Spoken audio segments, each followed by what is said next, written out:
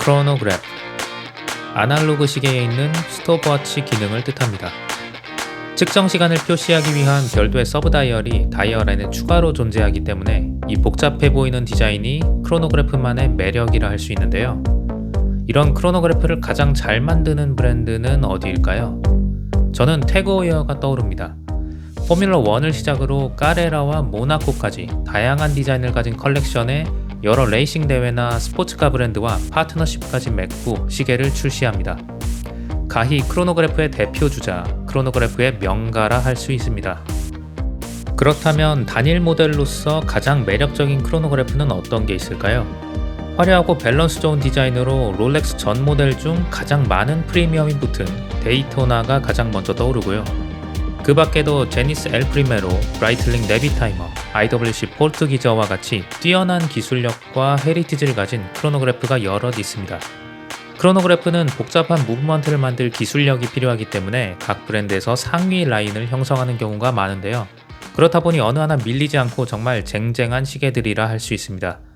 하지만 그래도 단 하나의 크로노그래프 모델을 꼽자면 이 시계를 꼽을 분들이 많이 계실 거라고 생각합니다. 바로 오메가 스피드마스터 문워치입니다. 저는 사실 예전에 문워치를 별로 좋아하지 않았습니다. 사람들이 너도나도 좋다고 하니까 괜히 반발심이 생겼다고 할까요? 눈에 안 띄는 평범한 크로노그래프 디자인인데 오메가의 고급스러운 다른 시계들보다 오히려 비싼 1190만원에 판매됩니다.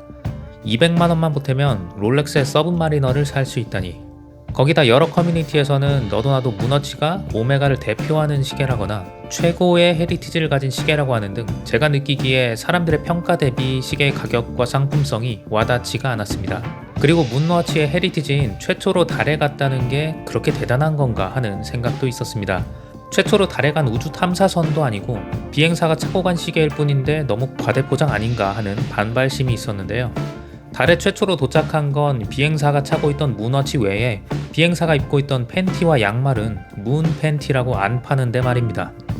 그렇게 문워치는 제 손목에 올려질 일이 없을 줄 알았는데요. 어느 순간 레이싱 크로노그래프 시계로서 문워치가 예뻐 보이기 시작했습니다. 정말 상세한 인디케이터와 타키미터 글씨들, 크로노그래프 핸즈들과 함께 프로페셔널이라고 적힌 다이얼은 다른 시계처럼 단순한 액세서리가 아닌 전문가의 장비라는 느낌이 들었습니다. 일단 시계 디자인에 꽂힌 뒤로는 달에 갔다는 것도 뭔가 더 멋있게 느껴지고 결국 시계를 구매했는데요. 문워치를 손목에 얹고 나니 본격적으로 문워치에 대해 이것저것 찾아보게 됐습니다. 그렇게 문워치에 얽힌 이야기들을 찾아보면서 문워치가 가진 매력을 알게 되고 사람들이 왜 문워치에 열광하는지 비로소 이해하게 됐습니다. 제가 깨달은 사실은 문워치에는 낭만이 있다는 겁니다. 안녕하세요, 테러바입니다. 오늘은 오메가 문워치를 리뷰할 텐데요. 문워치의 헤리티지를 간략히 설명드리고 직접 사용해보며 느낀 장단점을 말씀드리겠습니다. 끝으로 문스와치도 같이 소개해드리면서 과연 추천드릴 만한 시계인지 평가해보도록 하겠습니다. 우선 문워치가 속한 오메가 스피드마스터 라인은 이름처럼 레이싱에 사용하는 크로노그래프 시계였습니다. 제가 영상 초반에 문워치를 보고 평범한 크로노그래프 디자인으로 느꼈다고 했는데요. 문워치의 역사를 살펴보며 알게 된 건 1957년 스피드마스터가 타키미터 눈금을 다이얼이 아닌 베젤에 새긴 최초의 크로노그래프라는 것이었습니다. 지금은 데이토나와 까레라 등 수많은 크로노그래프 시계 베젤에 타키미터가 새겨져 있는데요. 사실 문워치는 평범한 크로노그래프 디자인이 아니라 이러한 디자인을 최초로 보여준 원류였던 것이죠. 오메가 스피드마스터가 최초로 베젤 타키미터 디자인을 보여준 모델이다 보니 당연히 제가 생각했던 평범한 크로노그래프 디자인일 수밖에 없었던 것입니다. 이번엔 달 탐사와 관련된 역사를 찾아봤습니다. 앞서 말했듯 과거 저는 문워치가 그저 달에 가져가진 우주비행사의 비품 중 하나였을 뿐이라고 생각했는데요. 히스토리를 알고 나니 문워치가 단순한 비품 그 이상의 무언가라는 걸 알게 됐습니다. 우선 문워치는 우연히 비행사가 차고 간 단순한 손목시계가 아니라 나사에서 1964년 여러 시계와 함께 테스트해서 유일하게 지정한 공식 우주비행 시계였기 때문입니다. 그 이후 1965년부터 오메가는 문워치에 프로페셔널 문구를 추가했는데요. 나사에서 지정한 우주비행 시계라니 이보다 프로페셔널이란 단어가 어울리는 시계는 없을 것입니다. 당시 우주비행 시계로는 크로노그래프 기능이 필요했는데 같이 테스트했던 시계 중 롤렉스 데이토나와 론진의 비트나워라는 시계는 각각 고온에서 시침이 높고 글라스가 분리되는 바람에 탈락했다고 하네요. 문워치가 단순히 내구성과 실내성만 좋은 것이냐 하면 그게 다가 아닙니다. 문워치에는 굉장히 낭만 있는 스토리가 하나 있는데요. 1970년 달 탐사를 떠난 아폴로 13호의 산소 탱크가 우주에서 폭발하는 바람에 프로젝트 실패는 물론 우주 비행사들의 생명이 위험한 상황이 발생했습니다. 당시 지구로 돌아오기 위해서는 우주선의 궤도를 수정하기 위해 14초를 정확히 측정해서 엔진을 점화해야 했는데요. 그때 14초를 측정하기 위해 사용된 시계가 바로 문워치입니다. 그리고 이런 도박에 가까운 수동 조작을 성공적으로 맞춰서 모든 비행사들이 지구로 무사 귀환하게 됩니다. 이에 감사하는 의미로 나사에서는 마스코트 캐릭터를 활용한 실버 스누피상을 민간 기업 최초로 오메가에 전달하게 되고, 오메가에서도 시계에 14초를 강조한 한정판 문워치를 출시한 적이 있습니다. 이렇듯 나사에서 공식적으로 인정받은 안정성과 기술력, 그리고 실제 우주작전에서 정말 중요하게 쓰였다는 헤리티지까지 더해지니 문워치는 단순한 우주비행사의 비품이 아니라 인류의 역사가 담겨있는 낭만 있는 시계구나 라는 생각이 들었습니다. 이제 디자인을 보겠습니다. 우선 문워치의 다이얼은 흑백의 무채색으로만 이루어져 있고 데이토나처럼 세라믹 베젤이 있지도 않습니다. 다이얼의 질감 역시 광택이 없기 때문에 화려함보다는 투박하고 수수한 느낌이 드는 시계입니다. 다만 C마스터에서도 보이는 오메가 특유의 비틀려 있는 듯한 러그는 상당히 유려한 느낌을 주는데요. 첫인상의 강렬함이 약하고 다소 심심해 보이는 다이얼은 시계를 금방 질리게 할 수 있지만 화려함이라는 기대치를 좀 낮춘다면 데일리로 즐길 수 있는 부담스럽지 않은 디자인입니다. 문워치 디자인의 또 다른 특징은 사이즈가 스펙보다 더 컴팩트하게 느껴진다는 점인데요. 시계를 사기 전에는 스펙상 42mm 사이즈를 보고 상당히 큰 시계일 거라 생각했습니다. 그런데 자세히 보시면 오른쪽 케이스가 왼쪽보다 더 튀어나온 비대칭 모양을 하고 있습니다. 이 튀어나온 부분까지 고려한 가상의 가로 너비가 스펙상 42mm인 것이고 베젤 지름만 봤을 때는 40mm입니다. 그래서 실제로 느껴지는 체감 역시 약 40mm 정도의 시계입니다. 두께도 마찬가지입니다. 13.4mm의 꽤 두꺼운 두께를 가지고 있지만 옆에서 보면 글라스가 위로 튀어나와 있고 베젤은 더 낮기 때문에 전체 13.4mm의 두께 중 글라스를 제외한 약 10.5mm의 두께를 가진 시계로 느껴집니다. 심지어 케이스의 가장 가운데 부분의 두께는 단 4.3mm에 불과하기 때문에 그 아래 둥글게 튀어나온 케이스백은 시계를 손목에 찼을 때 가려지게 됩니다. 그래서 손목 위에 있는 문워치를 보면 마치 얇은 거북이 등껍질이 올려져 있는 듯한 느낌을 받을 정도로 실착용 시에는 얇은 시계로 느껴집니다. 그리고 심심해 보이는 문워치에게 반전 매력이 하나 있는데요. 사파이어 모델의 경우 케이스백을 보면 앞면에서는 상상조차 할 수 없었던 화려한 수동 무브먼트가 드러납니다. 남들이 볼 때는 럭셔리하지도 않고 별로 눈에 안 띄는 디자인이지만 안 보이는 곳에 이런 무서운 반전을 숨기고 있는 힘숨찐과도 같은 시계입니다. 마치 오메가가 케이스백을 통해 왜 문워치가 오메가의 플래그십인지 알려주려는 것 같습니다. 그 외에 신형이 되면서 전체적인 완성도도 조금씩 좋아졌는데요. 먼저 사파이어 모델에서 보이던 테두리가 뿌옇게 보이는 밀키링이 신형부터는 작아지고 시인성이 좋아졌습니다. 브레이슬릿 디자인 역시 좀 더 드레시하게 변경됐는데요. 23년 중순부터는 버클 역시 손쉽게 미세 조정할 수 있도록 개선됐습니다. 미세 조정 칸이 단 2개뿐이긴 해도 도구 없이 손쉽게 사이즈를 조절할 수 있다는 건 확실히 큰 개선입니다. 시계를 차다 보면 아침과 낮 그리고 실내와 실외에서 기온차가 심해 손목이 쨍기거나 헐렁해질 수 있는데요. 그럴 때 별다른 도구 없이도 브레이슬릿을 한 칸 늘리고 줄일 수 있기 때문입니다. 다만 문워치를 차면서 아쉬웠던 점도 분명 존재합니다. 첫 번째로는 착용감입니다. 시계가 손목에 착 달라붙는 듯한 기분 좋음이 다른 시계들에 비해 부족하다고 느꼈는데요. 이유는 케이스 무게와 브레이슬릿 모양 때문입니다. 시계를 옆에서 보면 케이스백이 아래로 제법 튀어나와 있는 모양이기 때문에 손목에 착용했을 때 러그 쪽에 빈 공간이 생기게 됩니다. 그리고 브레이슬릿 링크들 또한 바깥쪽뿐 아니라 안쪽까지도 둥글게 깎여 있는 모양인데요. 그래서 손목을 감싸 쥐는 느낌보다는 좀 까끌거리는 느낌을 받았습니다.